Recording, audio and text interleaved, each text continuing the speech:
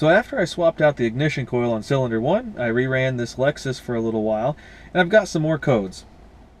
So the codes that I have is PO302, which is a misfire on cylinder 2, PO125, PO302 pending, and P1153 pending. So 125 and 1153 were codes that I had before. 302 is a new one. So 302 is a generic misfire on cylinder 2, and it was also accompanied by a flashing check engine light, and I got a pretty bad shudder and shake in the engine. This, however, is a generic misfire on cylinder 2, so you got to logically think about what could cause a misfire. So to have a successful combustion of air-fuel charge in the combustion chamber and the cylinders, you have to have, the pistons at the right position, the valves opening and closing properly, and that's all controlled by timing and the timing belt. So I'm assuming that my timing belt is good. I only have this on one cylinder. If the timing belt completely shifts or strips out teeth, you're going to have things that are impacted on all cylinders. Next, you have the air-fuel mix. You have to have a proper stoichiometric ratio of air and fuel. The fuel is metered by the fuel injector and the ECU.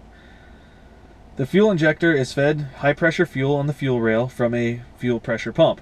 Now, the high-pressure pump generates that fuel pressure for the fuel rail, which feeds every single fuel injector. So if you had a problem with your pump or your fuel rail leaking or something like that, that would impact, most likely, all of the cylinders. You also got to have the mix of air.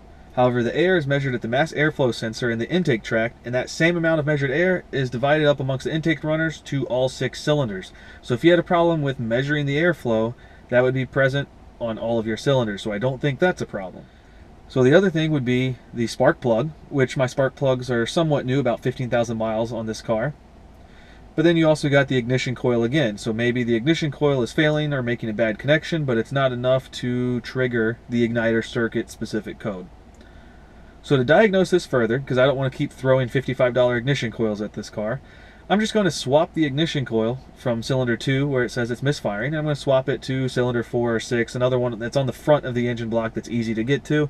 And then I'm just going to reset the codes, and I'm going to drive it, and I'm going to see if the code follows the ignition coil or if it stays on the same cylinder. So cylinder 2 is on the front right here. So I'm going to go ahead and remove this plastic. So there's a 5mm hex bolt here, and it looks like a place where there was a nut or some other type of hardware holding it down. Mine's been missing because I've had this thing off so many times. And you got a little plug on the Lexus logo right here, kind of pull that up.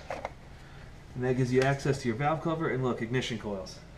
So these coils are really easy to get to. So you're just going to unplug this coil on cylinder 2.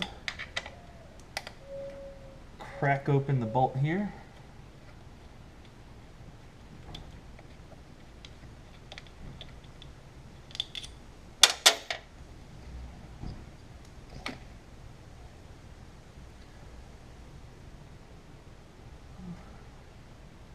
Well, nothing looks obviously out of place, of course, but that seems to be how ignition coils fail. I'm going to go ahead and remove the spark plug just so I can look at the firing tip and look at the electrode and see if there's any signs of oil consumption, see if there's any signs of a broken tip of the spark plug, and see what I can find.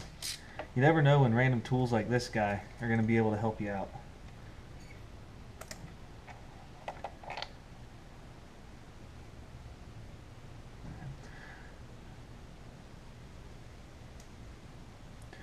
So the tip of the spark plug doesn't really look bad at all, so I'm just going to screw it back in there, and I'm going to swap the coil with another one.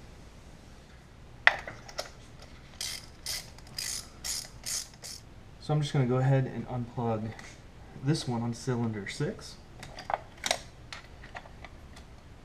and do the same thing. Just remove that bolt, and I'm going to swap them over.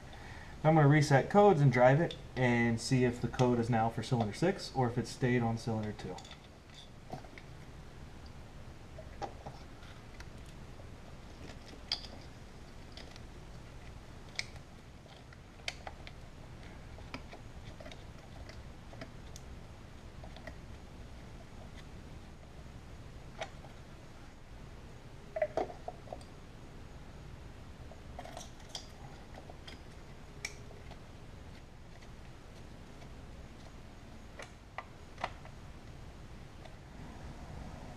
Alright, so it's that easy. That's how I'm going to test the ignition coils, because I don't want to keep throwing coils at it in other parts. So hopefully this will either confirm that I need to swap out an ignition coil, or that I need to go ahead and start investigating the high pressure fuel rail and look at fuel injectors. But I don't want to dig into that yet, so I'm hoping that this will tell me the coil needs to be replaced. So it didn't take much driving to get this code to come back. Within about 5 minutes, I had the check engine light code blinking and flashing on the dash. I immediately felt a shudder in the steering wheel, so I knew I still had a misfire. But the question is, was it on cylinder 2 or cylinder 6?